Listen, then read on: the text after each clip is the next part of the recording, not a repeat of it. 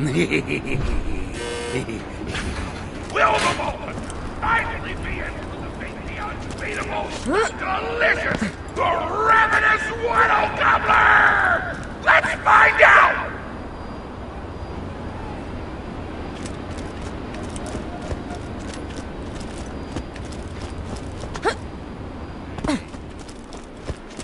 I'll always buy guns you don't need.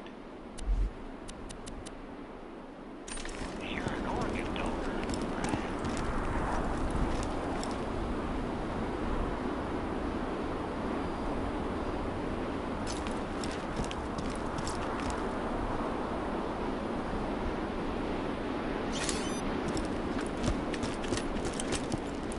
Welcome to my humble shop.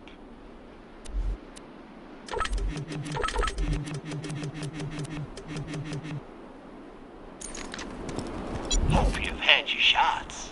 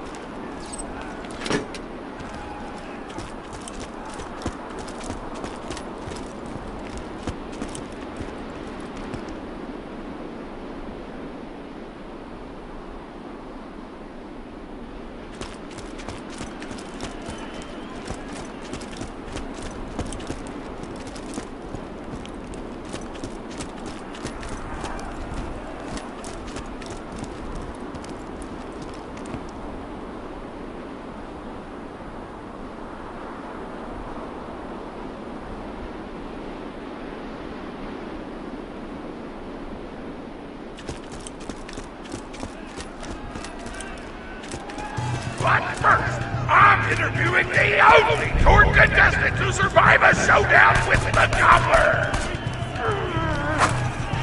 Question time! How are you doing? What's your favorite color? Did you ever see that one movie about the dog who played basketball? When did you have your first kiss? Did you ever see the sequel to the dog basketball movie where the dog went to space? And if so, which of the two do you prefer? Awesome! Another question. How did you feel about my racing there? Thank you! How do you feel about... Oh, looks like we're out of time. We'll be right back after a word from our sponsor! Hey! Get over here so I can whisper some things to you in secret! Really? The Gobbler fight is rigged. The tour board of directors made the Gobbler unbeatable, so it eat all the contestants and get us a bunch of hits on the EchoNet. But I don't want you to die, because you're cool. And oh crap, I'm not whispering anymore, my bad!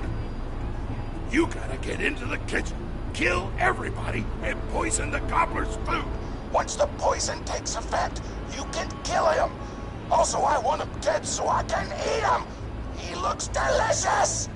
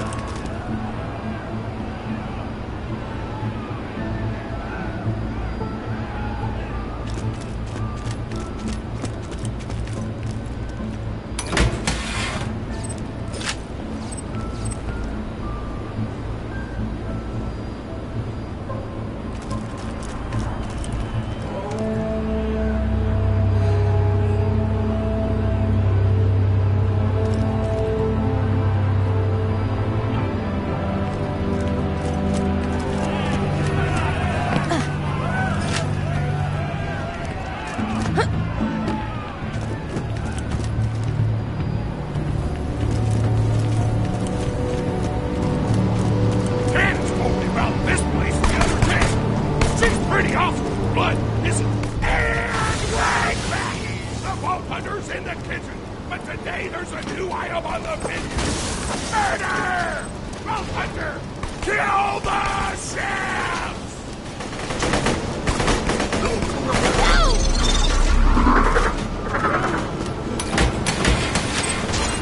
I'm making me work.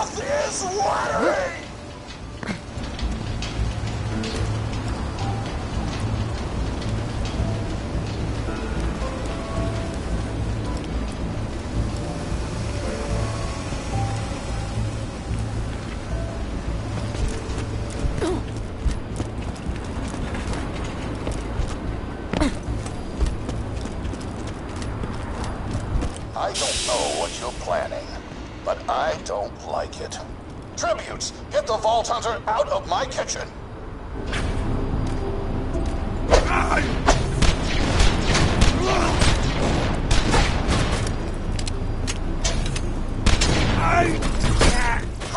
Diggity! Those dudes didn't stand a chance! You almost feel bad for them, then you start laughing because you were technically acting in self-defense, so screw them! Violence doesn't solve anything, except for all the things it does!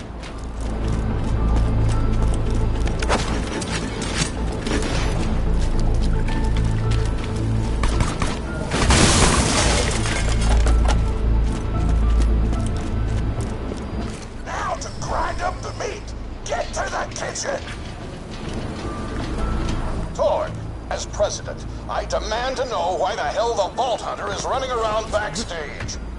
Just trying to mix things up.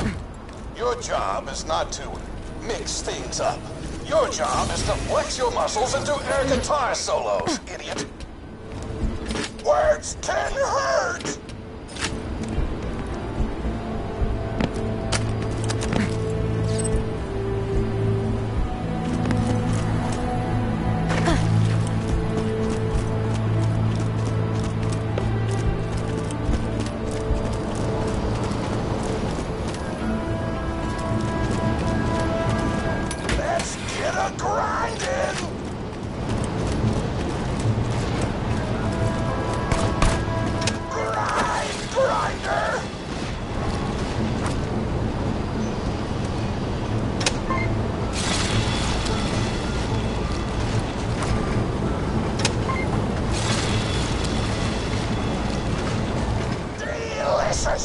We're nearly done preparing the gobbler's meal.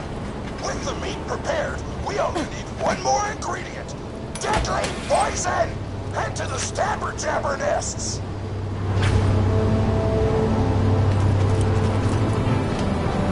I ran out of explosives, so I'm actually going to open this door remotely without blowing it up. Psych!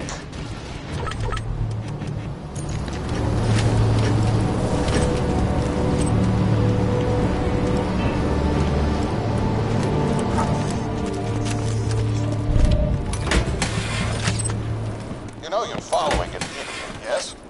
Torg created his explosive gun tech, then sold it to us for $12 and a high five. We kept him on purely for PR reasons. But you've both outlived your usefulness. Tribute, kill!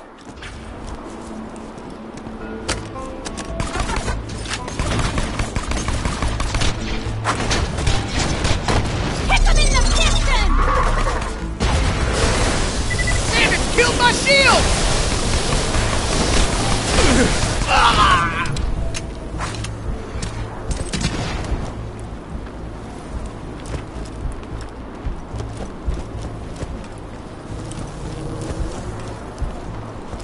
When God closes a door, I blow it the f up!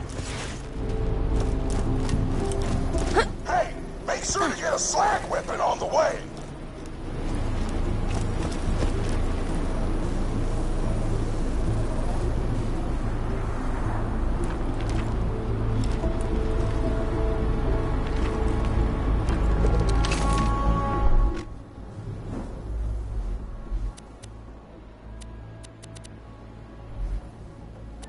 Smack the jabber nest to wake him up!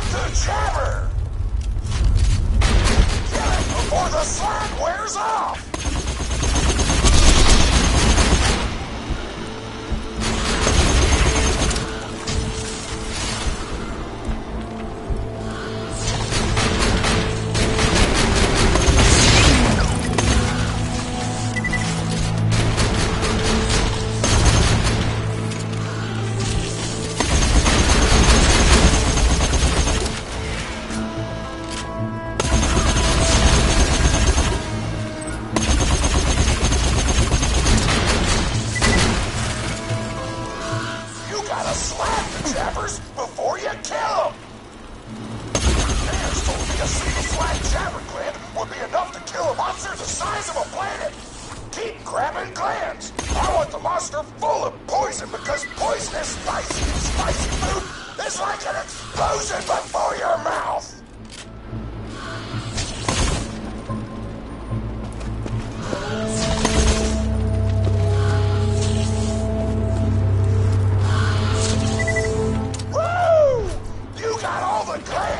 Now pop him into the gobbler's dinner, and you'll be ready to fight him.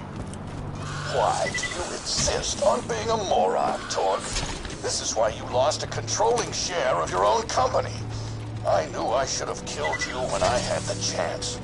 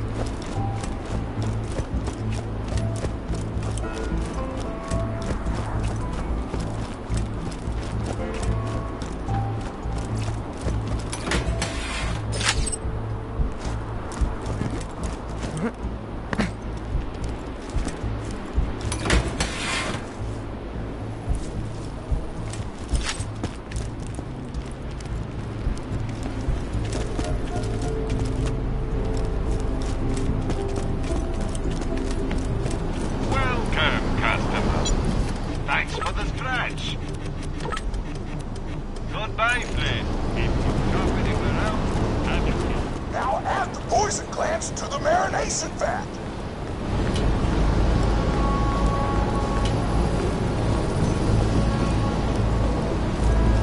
Hit that button to marinate the out of that meal.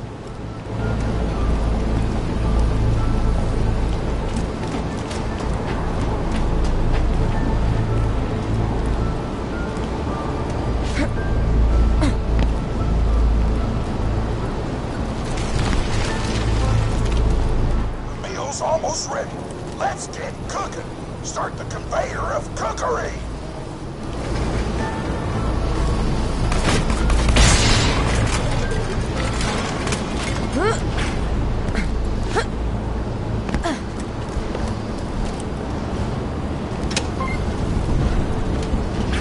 That's it. You've gone off script one too many times, Torg. Today's meal is canceled. Chefs, shut down that oven. We can't stop now! Protect the oven! I swear by my abdominal muscles, I will eat the ravenous waddle gobbler! Hurry, you little best robot ever! Terminated! The chefs want to shut off the oven! Stop them from doing so! Nothing! Wounded again! At least I won't have to deal with these people! Leave us alone! Mission-loving tight sacks! I want that oven shut down! I want the Vault Hunter dead! And I want Mr. Torch's head on a plate!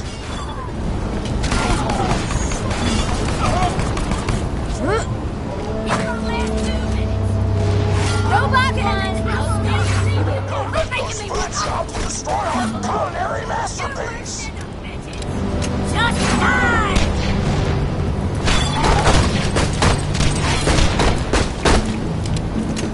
You can still run! By the pricking of my buns, something hardly less Shakespeare! You're fine, you're fine!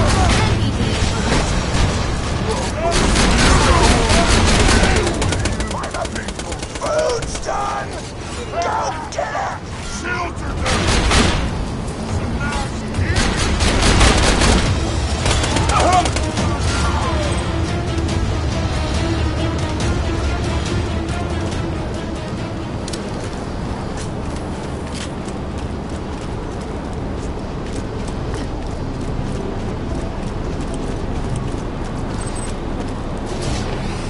My taste buds are aflame with the power of 1,000 nuclear bombs! My mouth is watering so much you could drown a small village in my cheeks! The taste apocalypse is upon us!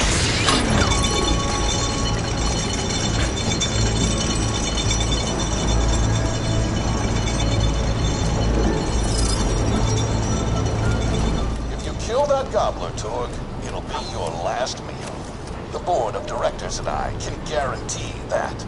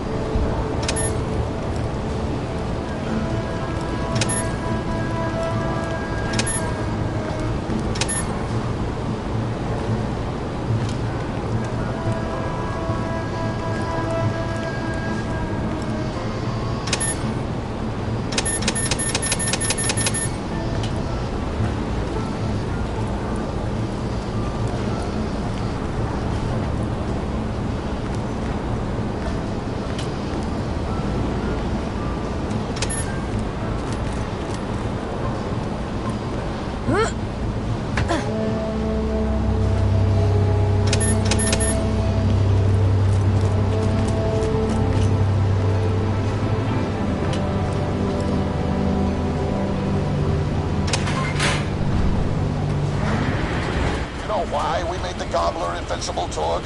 So you could kill him. After dozens of failed attempts by other contestants, you were supposed to finally kill it on camera while wielding our most expensive guns. You would have looked like a hero. Why be a hero when you could eat one? You are the dumbest person in the world. I paid several other contestants to kill you if the Gobbler can't, Vault Hunter. You and Torg will pay for your idiocy. Here comes the ravenous Waddle Gobbler! We've replaced this creature's normal food with poison! Let's see if he notices! He took the bait! Now just don't die until the poison takes effect! Waddle Gobbler!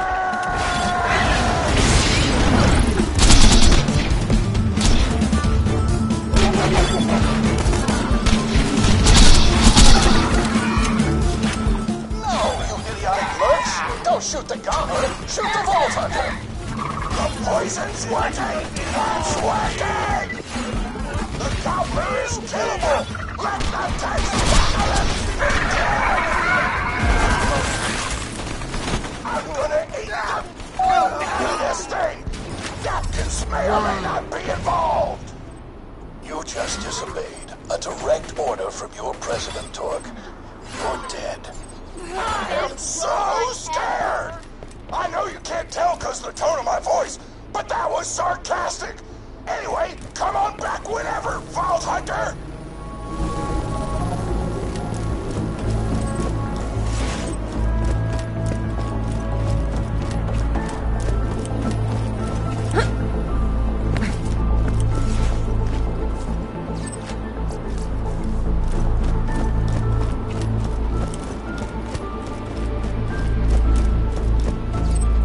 That is beautiful.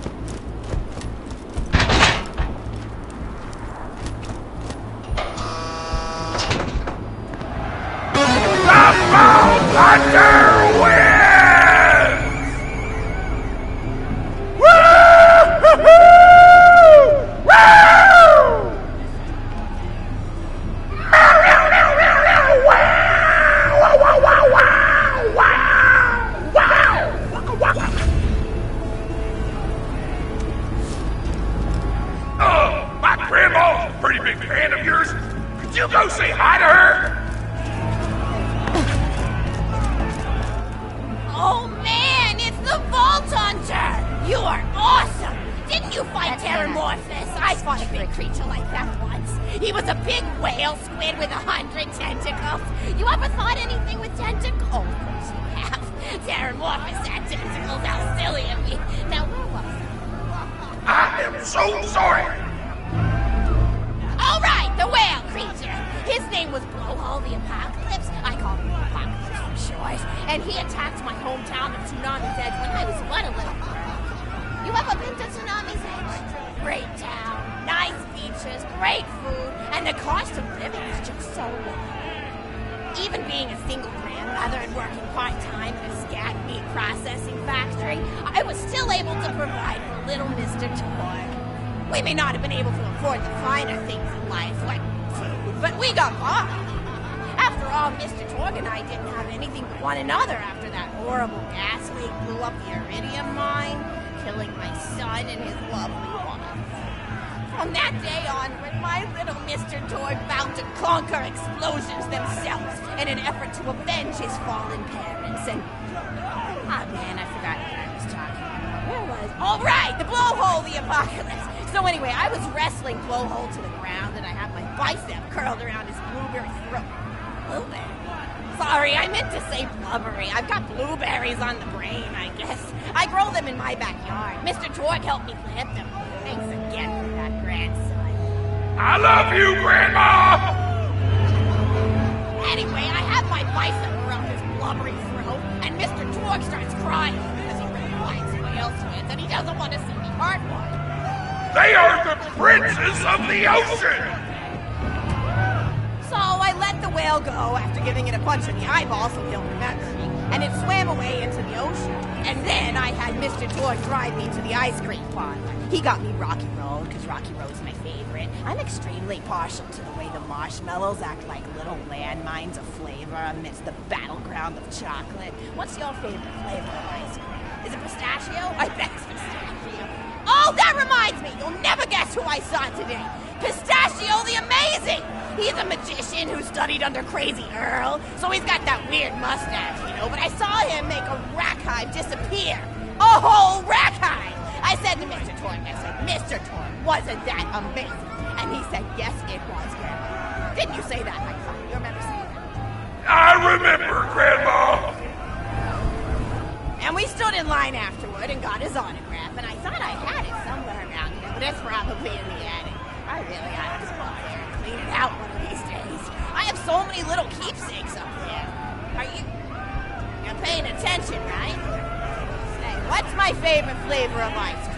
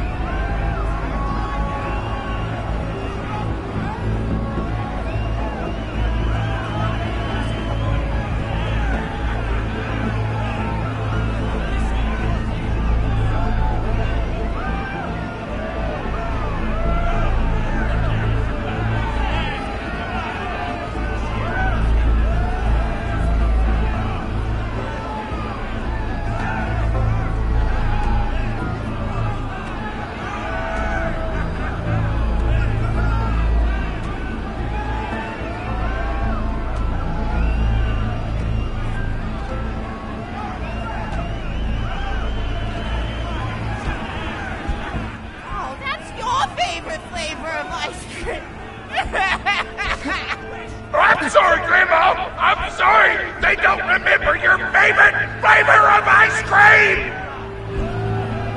I've been in Kelly Forest. I'm sorry I wasted your time!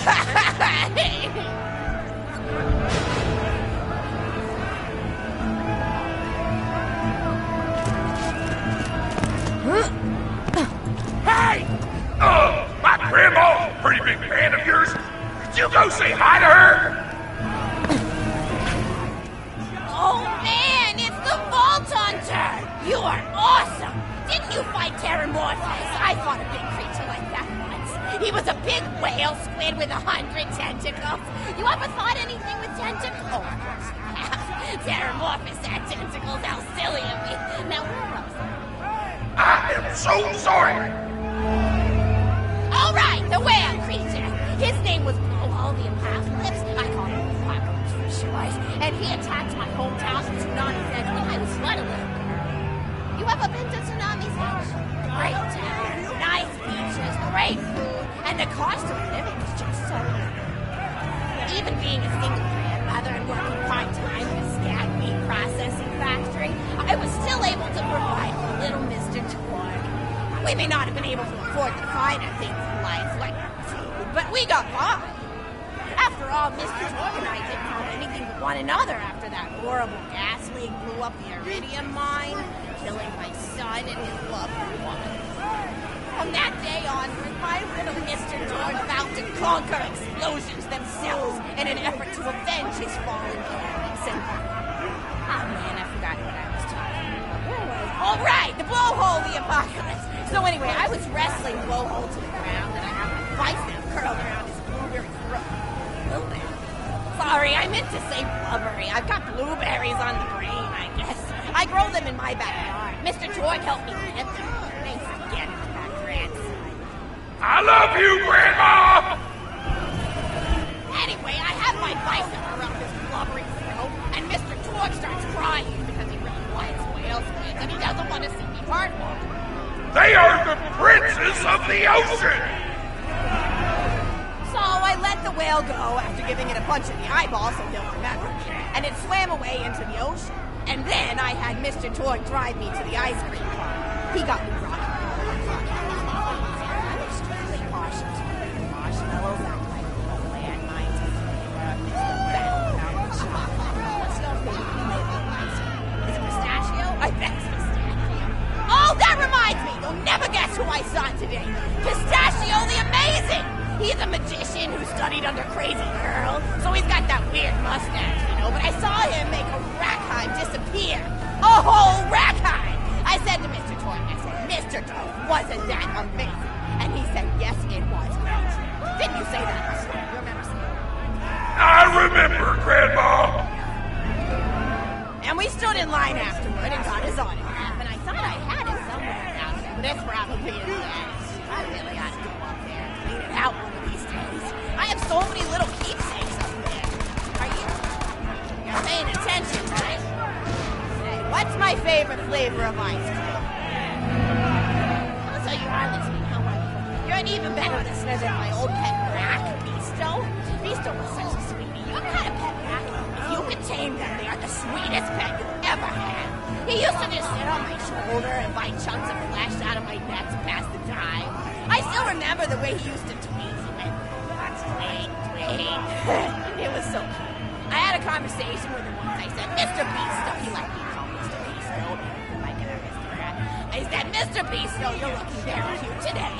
And he said, oh, thank you. That's so nice. And he tweeted in a way that made me know that's how he felt. And then he lowered his little head like he was taking a bow. It was adorable. Beasto was my third pet. First I had Lisa. He got hit by a train. Then I had Anita. She got shot up trying to take vengeance on the train and killed Anita. And then I found Beasto making little poops on the windmill outside our house. After Mr. Torg and I wrestled her to the ground, I did a flying pile driver on her. Got him straight in the spine and brought him down.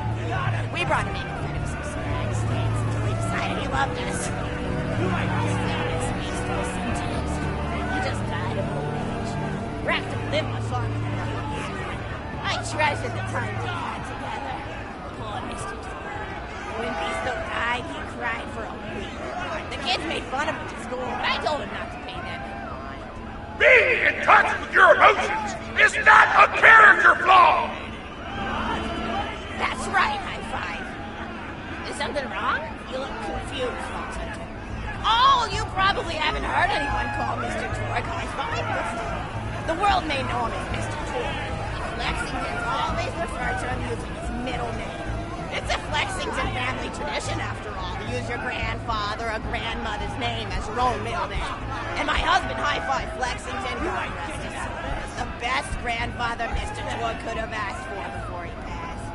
He taught Mr. Torque dang near everything he knew about firearms. Without High Five's teachings, I don't think the Torque Corporation would exist anymore.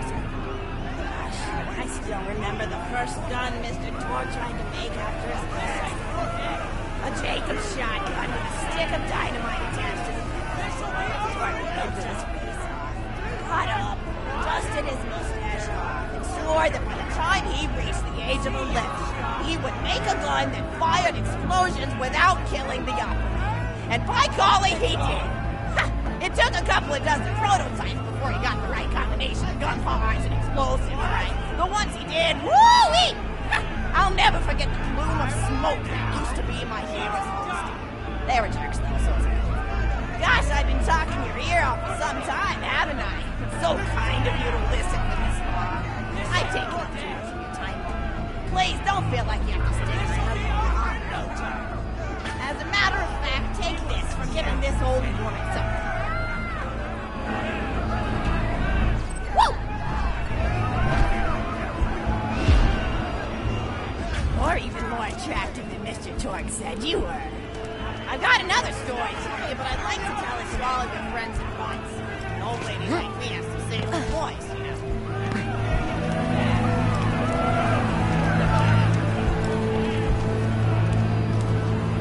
Oh, you still want to talk with me? How incredibly sweet of you. Say, you'll never guess who I saw today. Captain Scarlet. She was robbing my retirement home with a few other brigands, and I recognized her from her wanted poster, and I said, "Oh, hey, you fought the Vault Hunter, didn't you?" And she bowed all elegantly and said something like, "Indeed I did, madam," and said that you were really good at fighting, and that you beat her fair and square. She didn't seem to harbor much of a grudge about it. Nice girl. You should think about meeting up with her again if you're not shacked up with anybody, you know? I mean, of course, you probably are. Gorgeous hunk of a Vault Hunter like you. I bet you're beating away suitors left and right.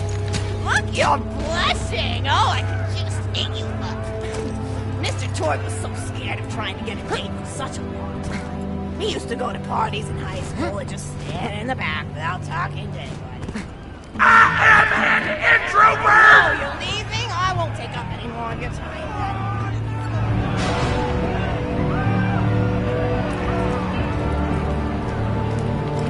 Oh, I just thought of something. I've got another story for you, but I'd like to tell it to all of your friends at once. An old lady like me has to save her voice, you know.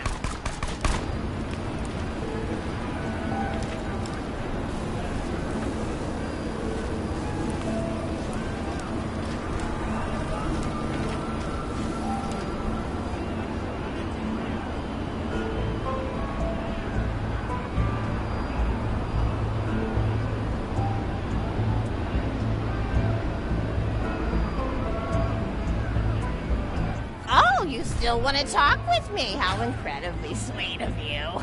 Say, you'll never guess who I saw today. Captain Scarlet. She was robbing my retirement home with a few other brigands, and I recognized her from her wanted poster, and I said, "Oh, hey, you fought the Vault Hunter, didn't you?" And she bowed all elegantly and said something like, "Indeed I did, madam," and said that you were really good at fighting, and that you beat her fair and square. She didn't seem to harbor much of a grudge about it. Nice girl. You should think about meeting up with her again if you're not shacked up with anybody, you know? I mean, of course, you probably are. Gorgeous hunk of a Vault Hunter like you. I bet you're beating away suitors left and right. Look, you're blushing. Oh, I could just eat you up. Mr. Torque was so scared of trying to get a date for such a long time. He used to go to parties in high school and just stand in the back without talking to anybody. I am an introvert! I tried to tell him, I said, don't worry about chasing love. If you chase your dreams, then love will follow. See, that's the thing people don't get. You watch Echo films and they're just awful. They teach you that the only way to be with someone is just to pursue them over and over until they decide they like you. In reality, you know when you like someone almost immediately. You can't really convince somebody to fall in love with you. You just look like a stalker. But if you do things that you're interested in, like making guns that explode or killing mercenaries, then people will see that confidence and skill you have, and they'll be attracted to it. There's always a fine line between that kind of confidence and narcissism, you know? There's nothing worse than somebody who wants to be I came famous. to this planet to I fight, remember when Mr. not to Torg wait. first sold his weapons tech to that board of directors. He was pretty egocentric for a while, taking pictures of himself and posting them to the EchoNet all the time, trying to hobnob with every celebrity that used his weapons. He came back home one day with a supermodel under each arm, and I said, Mr. Torg, what are you doing? You've lost sight of who you are. It's been weeks since you actually created a new gun, I said. And it was true. He'd been more obsessed with being well known for doing something great than with actually doing something great. It was a dark point in my life. Thankfully, High Five listened to me and got to work on what would eventually become the Kerblaster. You a fan of the Kerblaster? That was always my favorite. That and the Flacker, which I know a lot of people hate. But there's more to combat than just brute efficiency in this old lady's eyes. Style counts for something. And there's nothing quite like filling the air with tiny little explosions.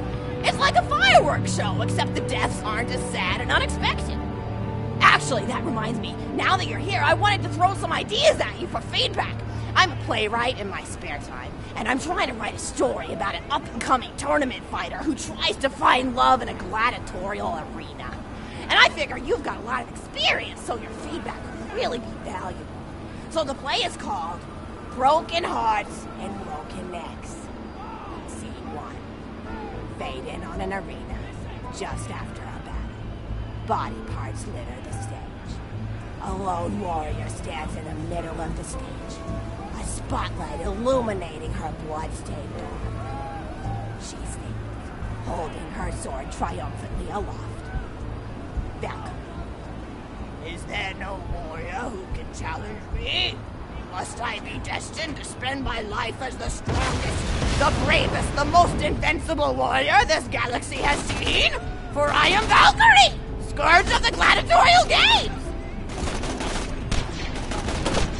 It's all fire! There with a more and an even heavier conscience. He begins sweeping the body parts into a bin, which is colored green, and then attacks that silver color. Until melancholy overtakes. Drops his brushstroke to the floor and falls to his knees before delivering a heart-wrenching soliloquy. The blood cannot be washed away. Not before and not now. Even as I attempt to escape the past which haunts me still. Must I live forever as a fraud, sweeping up the trash of others to hide my shame and avoid my pursuers? Must I forever remain on the periphery of joyful combat, ever watchful but never participating? Clatter of Valkyrie re-enters the stage. Good morrow, lowly janitor. I heard a noise and thought it worth investigating.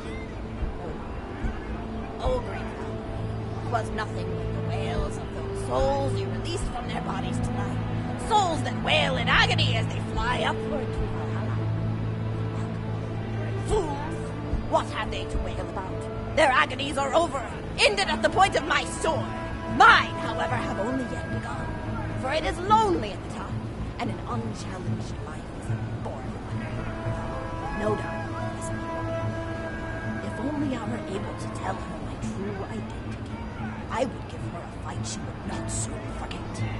Back to them. Yes, ma'am, boredom is the true tragedy. May you one day find challenge in combat. Stupid, no doubt picks up a giant two-armed bastard sword with almost no bullet. Valkyrie whispered. What is this? Actually, stage left. Valkyrie. What strength this janitor possessed? Who is he to pick up a bastard sword with 2 fingers? What hidden power does he hold? What secrets does he keep? I will endeavor to uncover his past, in the hopes that our swords may cross in battle!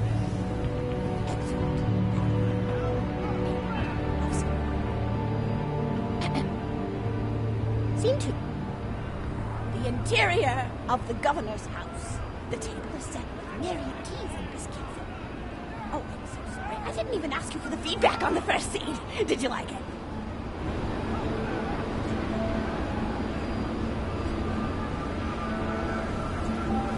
Oh, wonderful. I'll continue then. Scene 2. The governess enters from stage left. Governess. I refuse to respond to these absurd accusations. Her husband looks at her quizzically. Governor. And what accusations may those be? Governess. Actually, you know what? I don't think I'm ready to get feedback on the play yet. But what about you?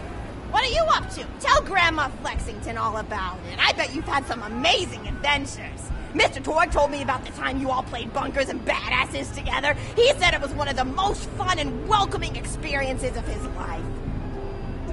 Grandpa! You're embarrassing me!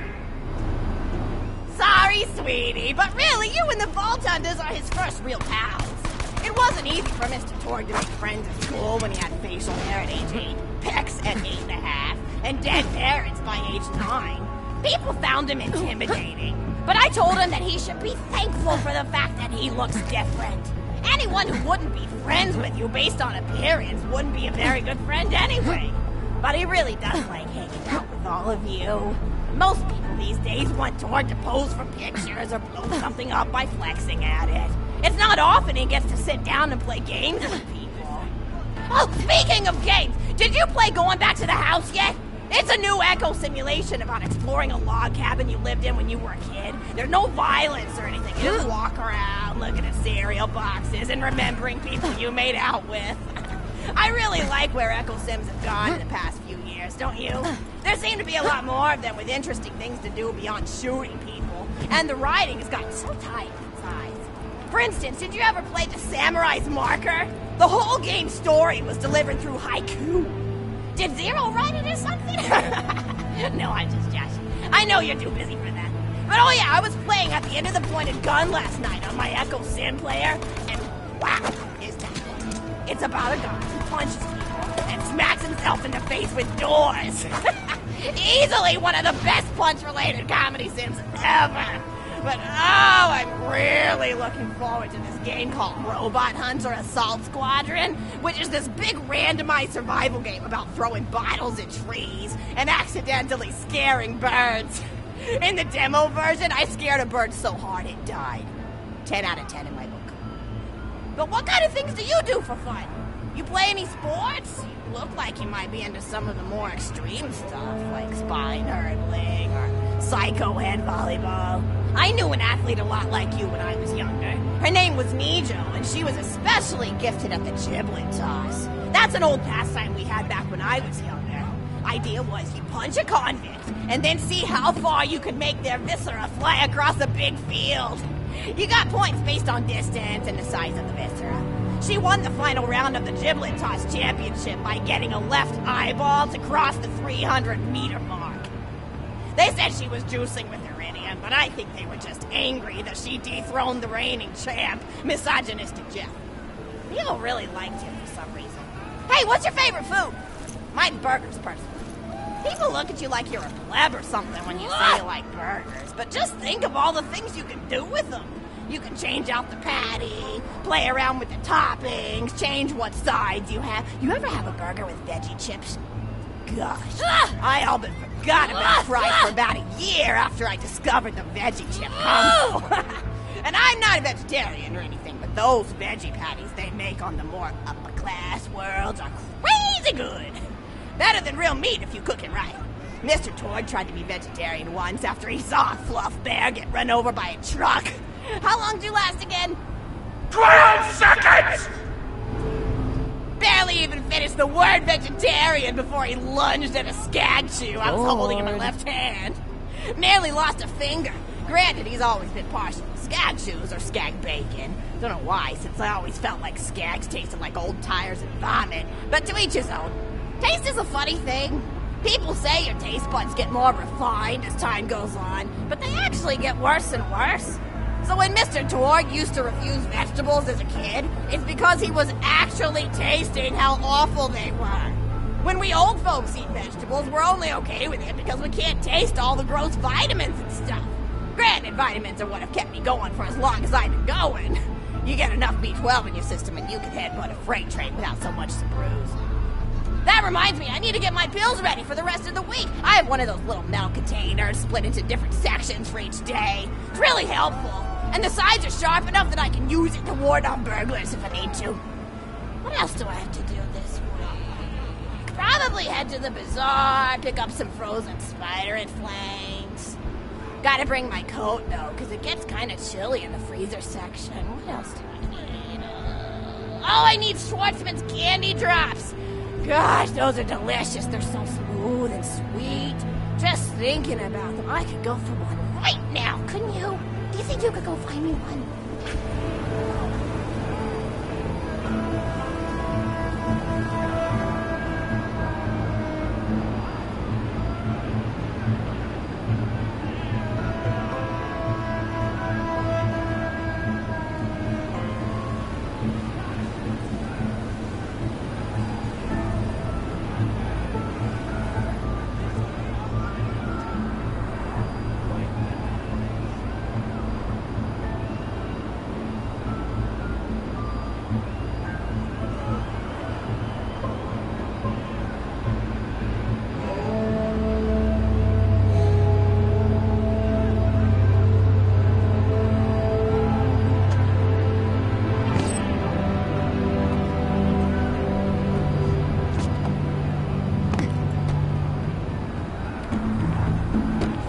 Let's dance.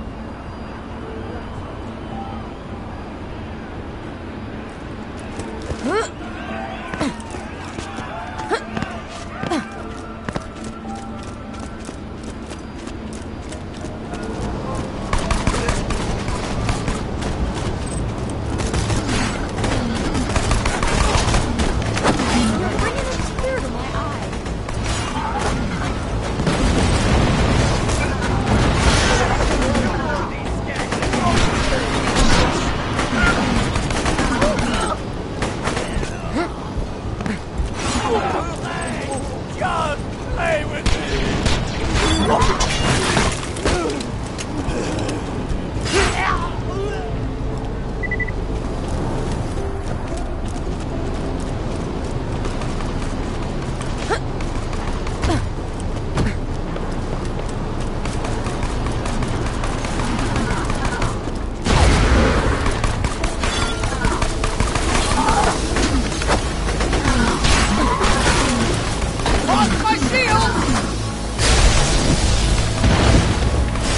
Friggin' bandit!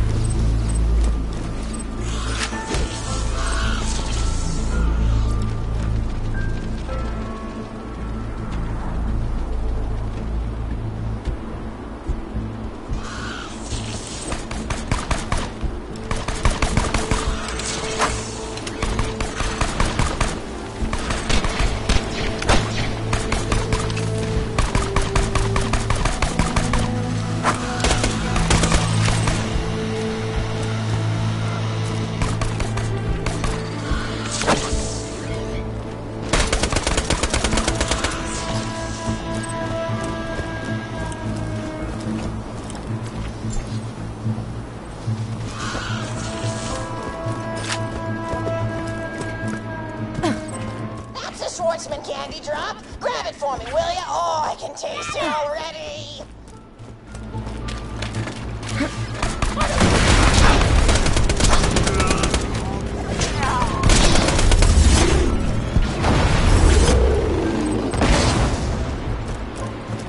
Oh, wonderful. Bring it back here and I'll finish my story. Super Robot Violence One Time!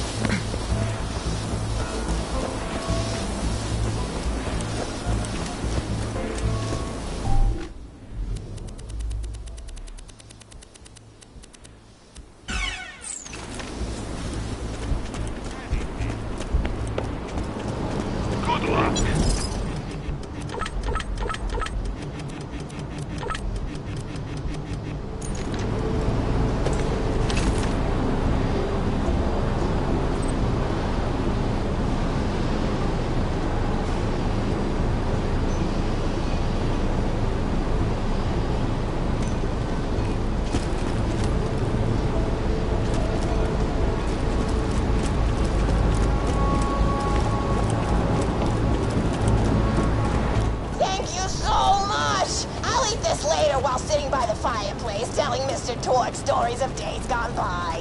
There's just nothing like a good roaring fireplace, is there? Something healing and safe. Maybe that's why our family likes explosions so much. They're basically just big fireplaces. Every explosion feels just like coming home. Oh, maybe that'd be a good slogan for the Tor Corporation. Don't you think? High five? Ah! Oh, don't be silly. It's a wonderful slogan and you know it. I used to come up with slogans for a living when I was in my teens. I came up with the jingle for Professor Gunsight's Can't Miss Scopes. How'd it go again? Oh, yeah. If you try to shoot but you miss a lot, then give Professor Gunsight's Scopes a shot. And then they played a gunshot sound effect and someone going, ah. It was cute.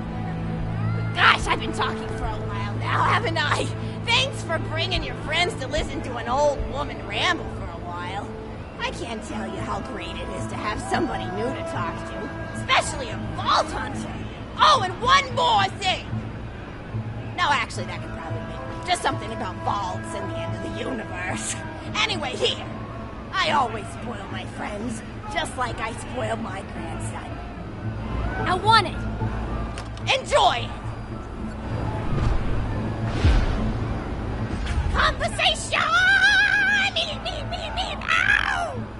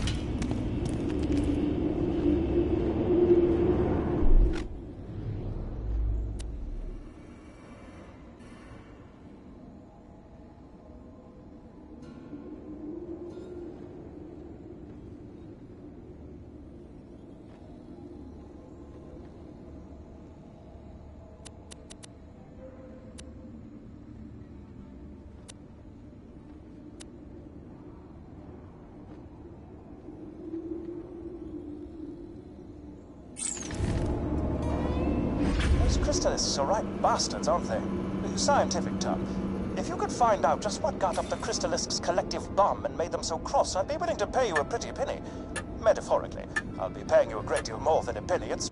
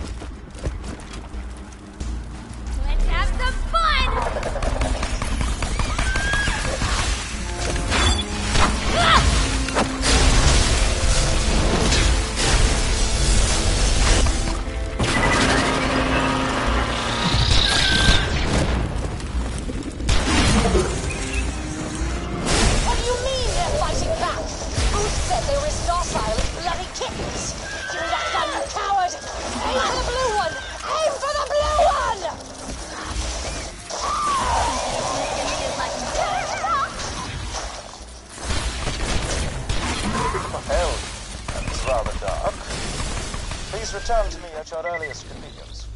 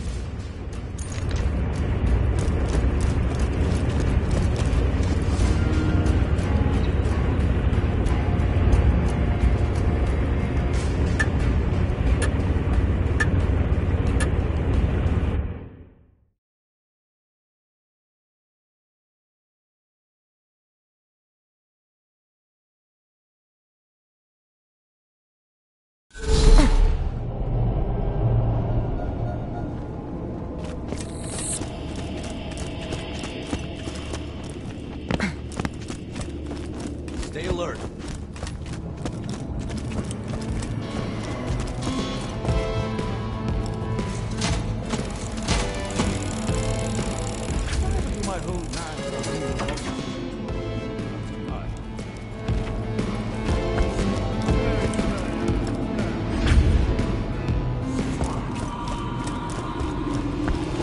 I'm not dead, thanks to the Vault Hunter.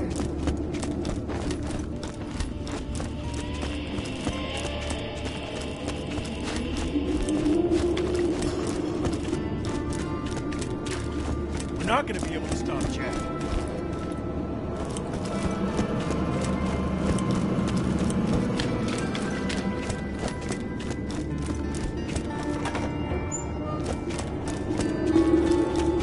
Still working on that errand.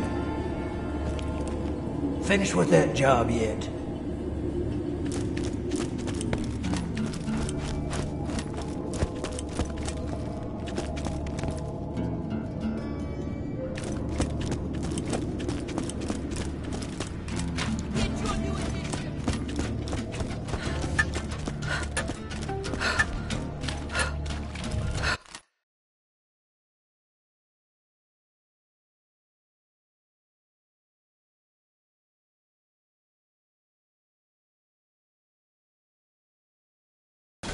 Warning, you are now in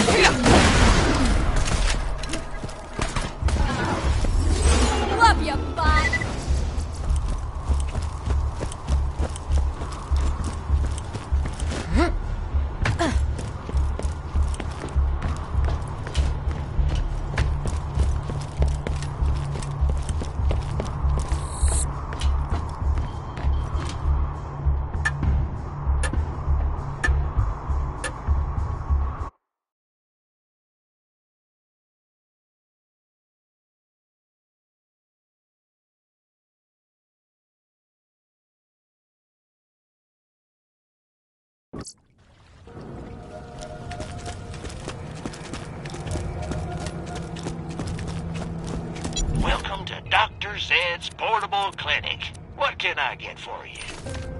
Let's just get this out of the way. You're my You murdered Bob! Fuck right! Fun!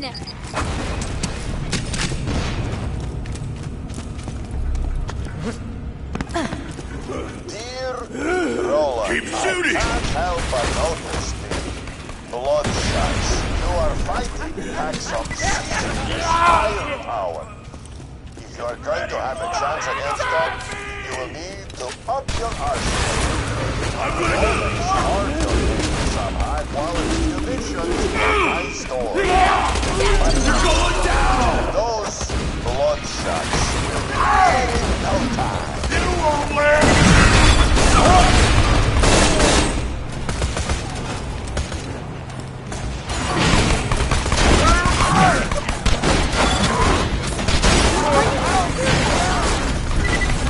Right on, robot! Healing hypo!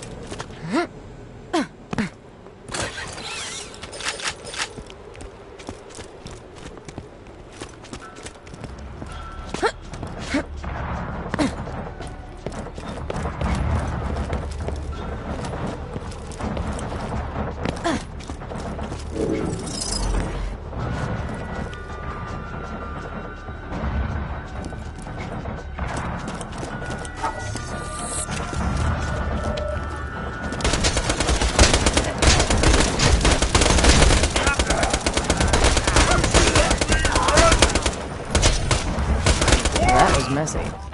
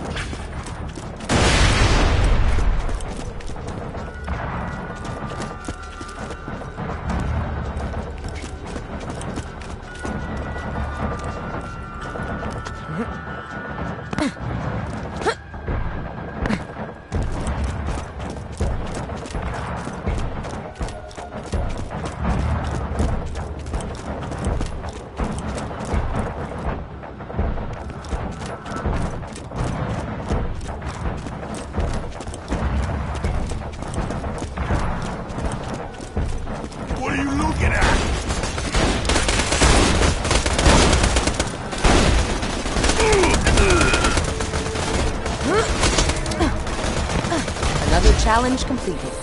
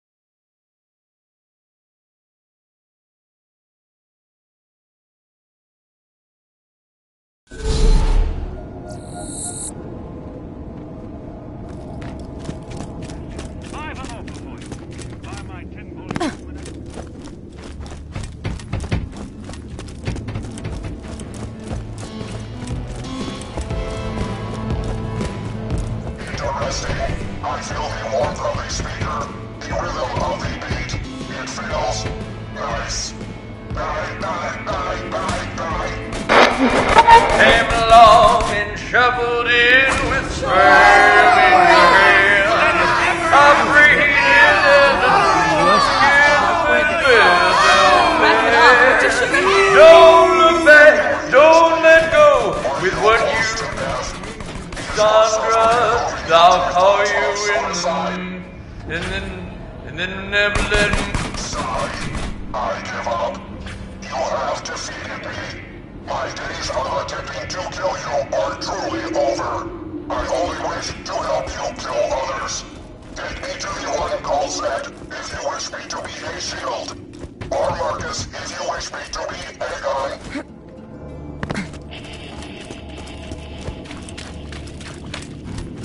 Not much longer now. I knew I hadn't heard the last of that gun. I bought it off a guy a few months ago. Great gun, but it's cursed. I sold it to a bandit named Horus.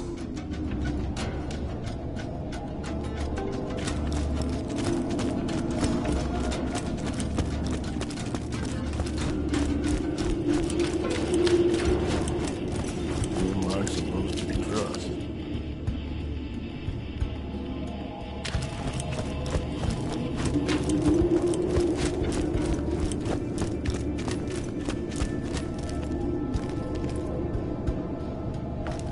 Switch them out! Outward bound for luck!